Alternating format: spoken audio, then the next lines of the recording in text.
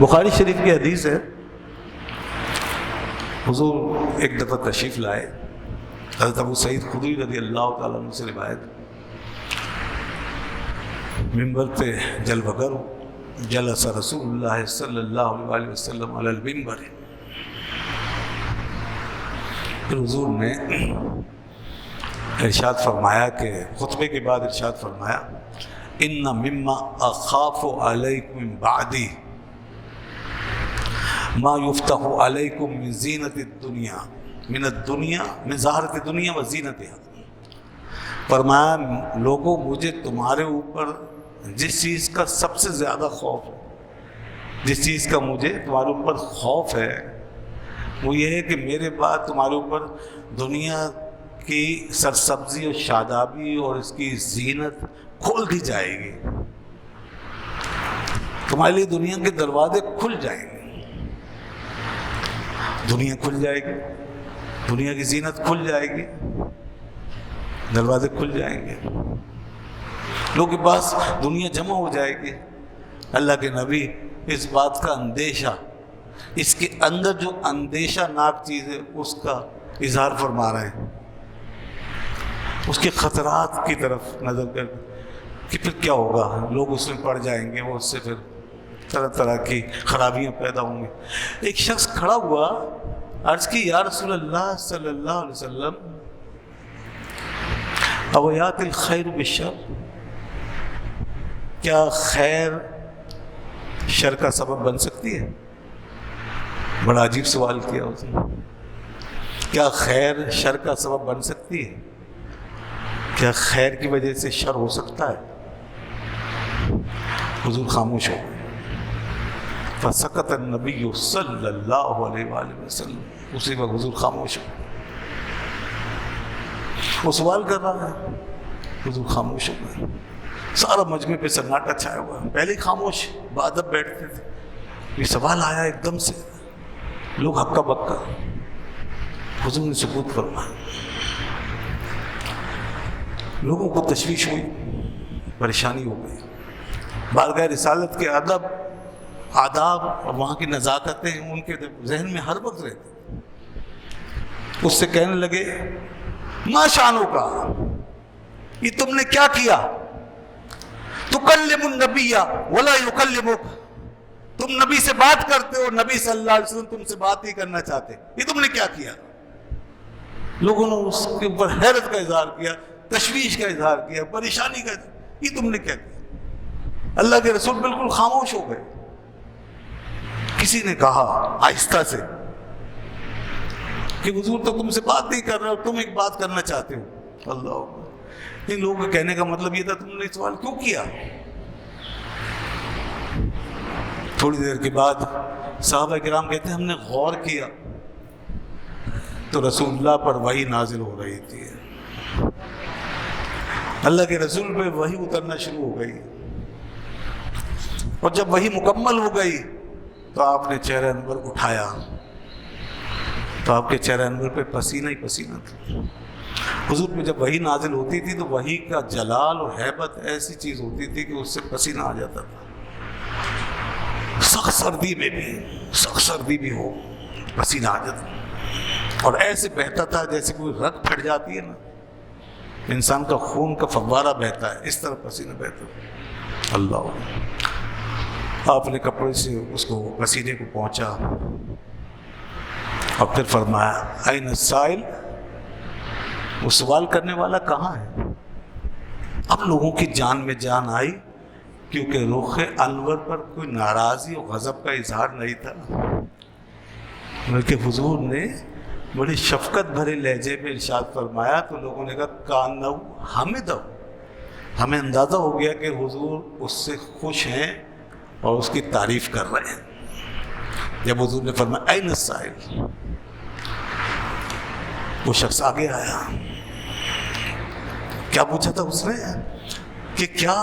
یہ خیر جو ہوتی ہے یہ شر کا سبب بن سکتی ہے؟ یہ سوال تھا اس کا، کیونکہ حضور نے فرمایا تھا کہ دیکھو تم پر دنیا کے دروازے کھل جائیں گے، اس کی زینت کھل جائے گی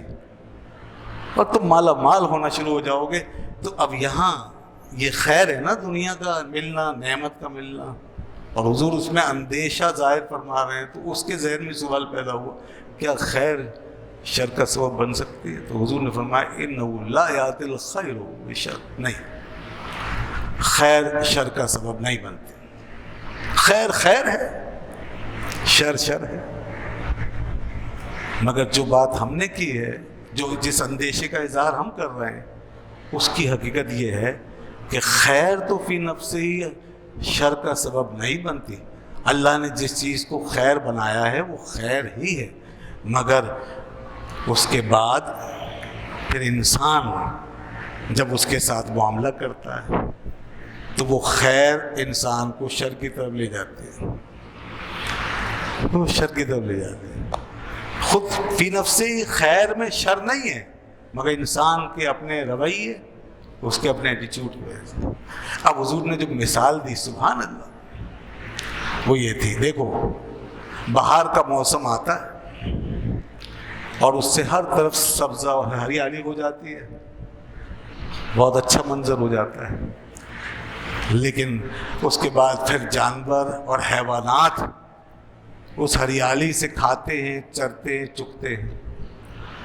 اور موج میں آ جاتے ہیں تو وہ زیادہ کھا جاتے ہیں۔ اب زیادہ کھا جاتے ہیں تو ان میں سے کبھی ایسا ہوتا ہے کوئی مر بھی جاتا ہے اور کوئی بیمار پڑ جاتا ہے، تو وہیں وہ اپنا گوبر اور لید اور پیشاب کر کے چلے جاتے ہیں، ان کی حالت خراب ہوتی ہے۔ تو حضور نے فرمایا دیکھو وہ آسمان کی طرف منہ کر کے وہیں گوبر اور لید کرتے ہیں اور چل دیتے ہیں، کبھی ایسا بھی ہوتا ہے۔ تو بہار تو اس لیے نہیں تھی،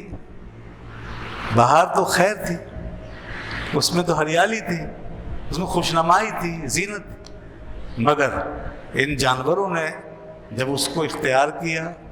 اور اس سے کھایا اور چرا چکا تو اس میں زیادتی ہو گئی، لہذا وہ ان کے لیے ہلاکت کا سبب بن۔ تو خیر جو ہے وہ شر کا سبب نہیں بنتی، بلکہ خیر کے اندر شر کا سبب انسان خود پیدا کر لیتا ہے، انسان پیدا کر لیتا ہے اور ایک خیر کو اپنے لیے شر بنا لیتا ہے۔ تو اب یہ مال، یہ اولاد، یہ گھر بار، یہ دنیا کی زینت، زیب و زینت، یہاں کی آسائشیں، آرائشیں، یہ سب اللہ کی نعمت ہے، لیکن انسان جب ان کو اس انداز سے اختیار کرتا ہے کہ اللہ سے غافل ہو جاتا ہے، مغرور ہو جاتا ہے، بخیل ہو جاتا ہے، جمع کر کر کے رکھنے کا عادی ہو جاتا ہے، پھر اس سے ایک پائی کا بھی نکلنا مشکل ہو جاتا ہے، نہ وہ زکوٰۃ دینا چاہتا ہے، نہ صدقہ کرنا چاہتا ہے، نہ خیرات کرنا چاہتا ہے، نہ غریب کی مدد کرنا چاہتا ہے، نہ کسی مسکین کا سہارا بننا چاہتا ہے، نہ اپنے عزیزوں اور رشتہ داروں کو پالنا، ان کی پرورش کرنا چاہتا ہے، وہ کچھ نہیں چاہتا سوائے اس کے کہ بس وہ اپنے اوپر ہی لگا کر رکھنا چاہتا ہے، یا اپنے ساتھ رکھنا چاہتا ہے یا اپنے اوپر لگانا چاہتا ہے، بس۔ تو وہاں یہ خیر جو ہے پھر اس کے لیے شر کی ممد ہو جاتی ہے، شر کی معاون ہو جاتی ہے، اور اس خیر میں سے انسان اپنے لیے شر نکال لیتا ہے۔ اس لیے اب اسی حدیث میں آگے فرمایا لوگوں بہترین شخص، نعمہ صاحب المسلم، بہترین مالدار شخص وہ ہے کہ جو ما آتا من مالہ المسکین